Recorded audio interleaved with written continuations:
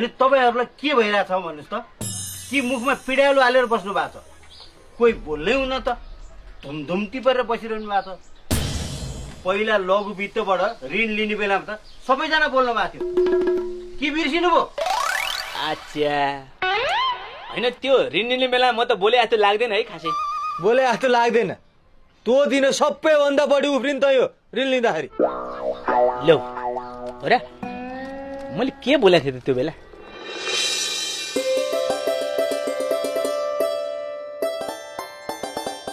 लघु वित्त तर यो गाउँ गाउँमा लघु वित्त चाहिँ साह्रै राम्रो भएको छ अहिले साह्रै राम्रो टक्क होइन अब ऋण पाइने बिना धितो राम्रो छ खास ऋण चाहिँ कसलाई चाहियो मलाई चाहियो हजुर मलाई के को लागि ब्युटी पार्लर गर्न मान्छेलाई राम्री बनाउनु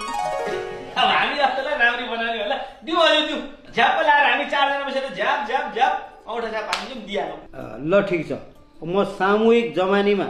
ऋण चाहिँ दिन्छु अब महिनै पछि ब्याज चाहिँ दिनु होला त्यसपछि 1 वर्ष पुग्न साथ सामा चाहिँ फिर्ता गर्नुपर्छ नि हुन्छ हुन्छ त्यही ब्युटी पार्लरबाट कमाउँछु यहीँ ल्याएर पिर्छु महिना पछि तिरिहाल्छु नि किन पिर गर्नु भयो कि हामी छैनौँ हामी भएपछि तपाईँको पैसा फस्ने गर्ने समस्या छैन हामी पनि के मै छु नि त्यही छ भनेर त सामूहिक जवानीमा ऋण दिनु लाग्यो नि हुन्छ भइहाल्छ ल म तपाईँहरूको जवानीमा उहाँलाई 1 लाख रुपियाँ ऋण दिन्छु ल सही छाप गर्नुहोस् लेख्नु न कागज लेख्नु पैसा दिनु हामी पैसा गरिदिन्छौँ पछि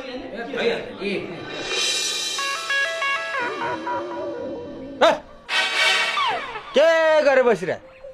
ऋण लिने बेला उफ्रिन अहिले नि के बोल्ने होला म सानो मान्छे बोलेर के हुन्छ हजुर ठुल्ठुलो मान्छेहरू मिलाउनु सही हो केस म लागेन ओए ओए कहाँ हिँड तँलाई जवानी बस्ने बेला मात्रै सादा जवानी बस्ने अहिले फुत्त बिचमा हिँड्छ बस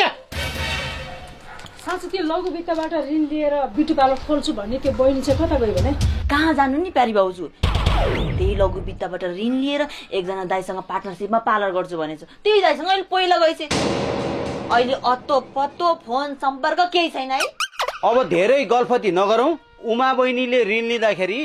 तपाईँहरू सबैजना सामूहिक जवानी बसेर ऋण दिए हुन्छ भनेर बस्नु भएको छ अब यसरी उहाँले ऋण नतिरेपछि यो सबै ऋण तपाईँहरूले तिर्नुपर्छ अनि त्यसरी त्यो दिदीले चाहिँ पैसा खाएर पहिला जाने अनि पैसा चाहिँ हाम्रो बाबाहरूले तिर्न पर्ने हो र त्यो त परिहाल्यो नि नानी अब यो सामूहिक जवानीमा ऋण दिएको हुन्छ अब ऋण लिनेले नतिरेपछि त जवानी बस्नेहरूले